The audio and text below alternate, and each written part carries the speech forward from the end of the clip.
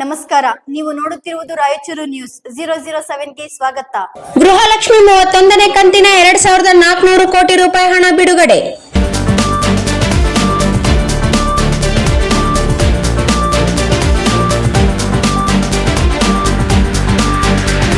ರಾಜ್ಯ ಕಾಂಗ್ರೆಸ್ ಸರ್ಕಾರದ ಮಹತ್ವಾಕಾಂಕ್ಷಿ ಯೋಜನೆಗಳಲ್ಲಿ ಒಂದಾದ ಮನೆಯ ಯಜಮಾನಿಗೆ ಪ್ರತಿ ತಿಂಗಳು 2000 ರೂಪಾಯಿ ನಗದು ನೀಡುವ ಗೃಹಲಕ್ಷ್ಮಿ ಯೋಜನೆಯ 31ನೇ ಕಂತಿನ 2400 ಕೋಟಿ ರೂಪಾಯಿ ಹಣವನ್ನು ಬಿಡುಗಡೆ ಮಾಡಲಾಗಿದೆ.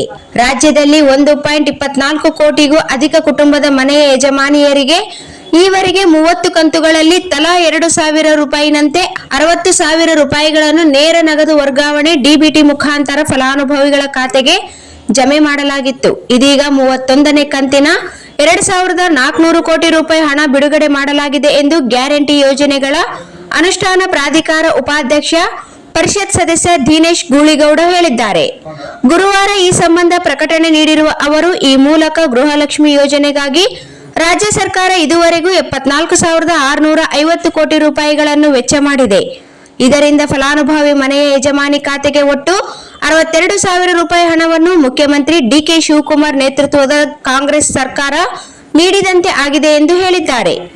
ಕುಟುಂಬದ ದೈನಂದಿನ ಖರ್ಚು, ಮಕ್ಕಳ ಶಿಕ್ಷಣ, ಆರೋಗ್ಯ, ಆಹಾರ ಹಾಗೂ ಇತರೆ ಅಗತ್ಯಗಳ ಬಳಕೆಗೆ ಮಾಡಿಕೊಳ್ಳಬೇಕೆಂದು ಸಿಎಂ ಡಿಕೆ ಶಿವಕುಮಾರ್ ಹೇಳಿದ್ದಾರೆ.